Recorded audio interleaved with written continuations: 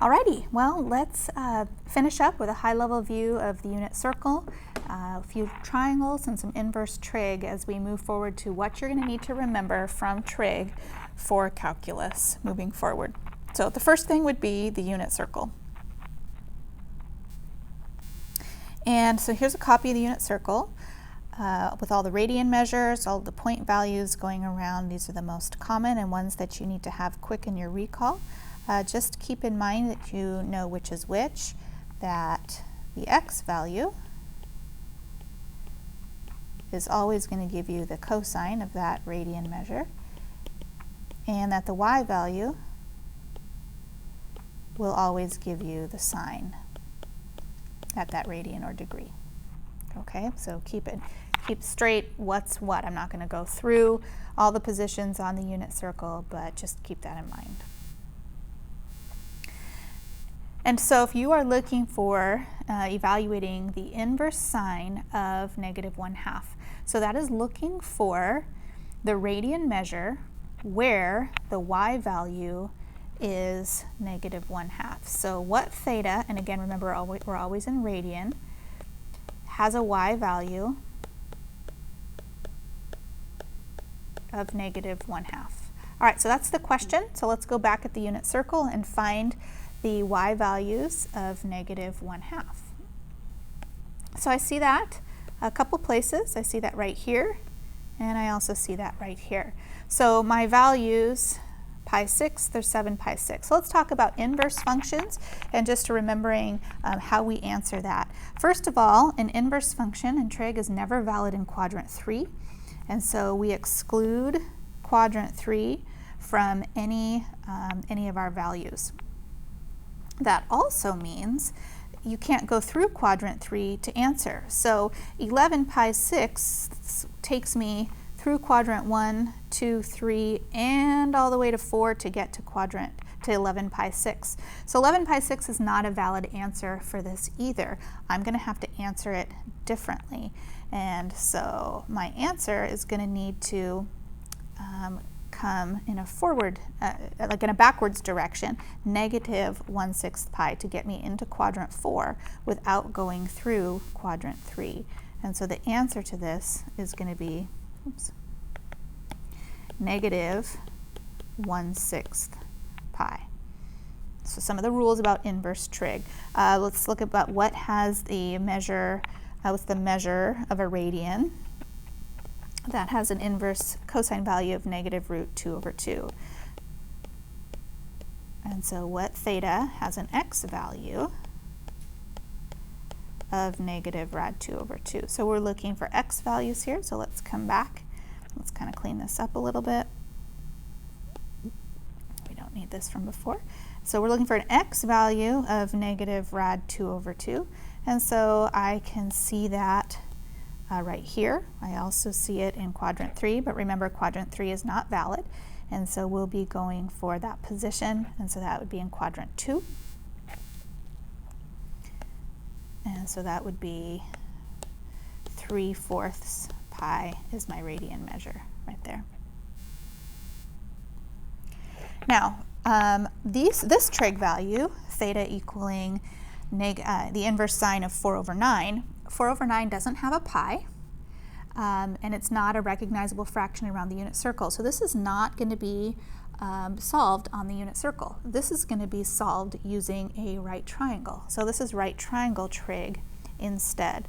And so my right triangle trig, you'll maybe want to sketch a right triangle and label theta as the elevation angle down there. And then 4/9 for sine. If you remember from your SOHCAHTOA, 4 is then the value of the opposite side, and 9 would be the value of the hypotenuse. So I'm going to label 4 and 9, which means I need to find my base value using the Pythagorean theorem. So 4 squared plus b squared is 9 squared. So 16 plus b squared equals 81. So b squared is 65. So the value of b is the square root of 65. So now I have all three sides. I have my opposite, my adjacent, and my hypotenuse value. So then the overall question is find the 6 trig values for this triangle. So my 6 trig values would be sine theta, well that's 4/9, that's opposite over hypotenuse. Cosine theta, that would be rad 65 over 9, that's adjacent over hypotenuse. And then tan theta would be 4 over the square root of 65. And you do not need to rationalize the denominator. In calculus, you may leave the denominator in its square root form. And then the pairs, so the remaining 3 trig values would be the reciprocal functions, 9 over 4, 9 over the square root of 65 for secant, and then for cotangent, we'll be looking at the square root of 65 over 4. So a couple things to remember about trig as in terms of the triangle. Use the Pythagorean theorem, and you do have to simplify a radical. So if you can simplify by pulling out a value and making the radical smaller, great, but you don't have to rationalize the denominator. So this would be another example of one that we would use a right triangle for, because it does not have a pi value, and it's not 3/7 is not on our unit circle anywhere. So we're going for the cosine of 3/7, which would be 3 as the base value and 7 as the hypotenuse. And so we want to figure out what the value of the a side is. So that's a squared plus 3 squared equals 7 squared. So a squared plus 9 is 49. And so a squared is 40. So a would be the square root of 40. Now that is something we can simplify. It can be simplified into 4 square root 10, which would then be 2 square root 10. So we want to make sure you do simplify, but not necessarily rationalize. And then this particular question is not asking me to find all 6. It's only asking me to find just the tangent value. And so I can quickly answer the tangent value here being opposite over adjacent. So 2 rad 10 over 3 is the value of that trig equation. All right, now we want to talk about using inverses to solve trigonometric equations. And so if I want to get x alone, I would use the inverse function here.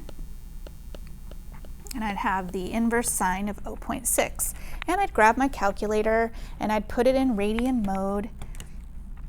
All right, making sure that you always check that you are in radian mode. And the inverse sine of 0.6 on the calculator in radian mode is 0.6435. Now, we always are going to round to the 1,000th value.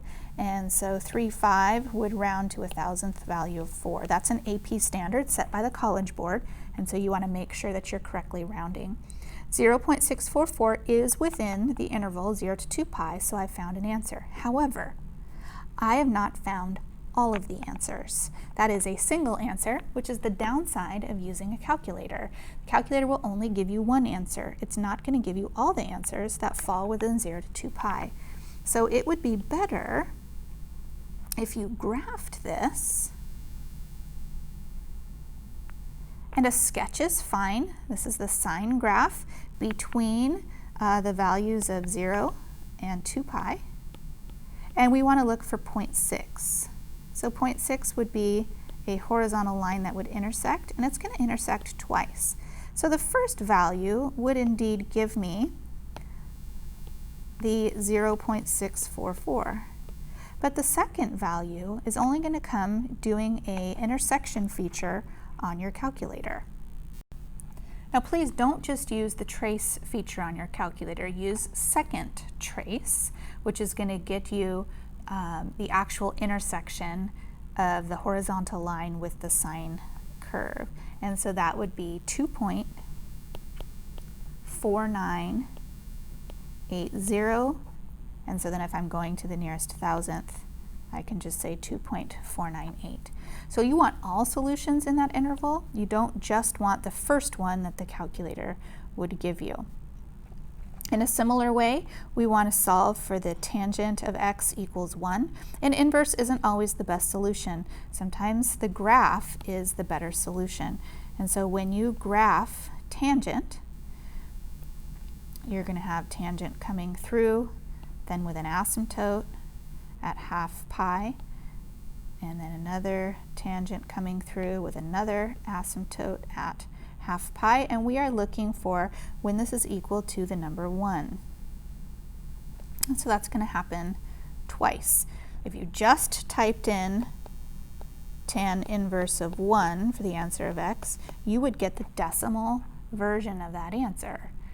And all you would get would be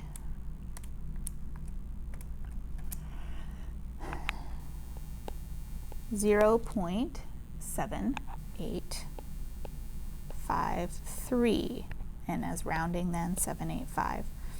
Okay, that will give you only this first value, but it wouldn't give you the second value that you would need. So this is the 0.785 value.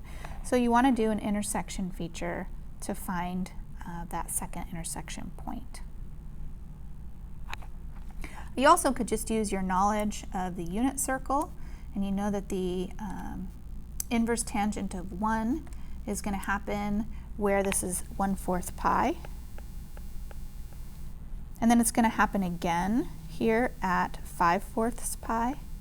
So you don't have to rely on the calculator if you know your unit circle and you know where the inverse tangent is 1, but you can give the decimal value as well. All right, that wraps up just that high view level of trig. So unit circle, right triangle, and then using a graph to solve inverse trig values is maybe a preferable way as opposed to just relying on the inverse trig value altogether. All right, so we'll come back together on Thursday.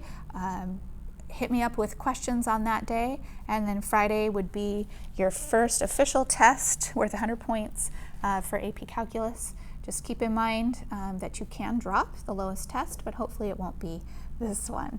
All right, so have a good rest of your day, and I'll see you Thursday morning.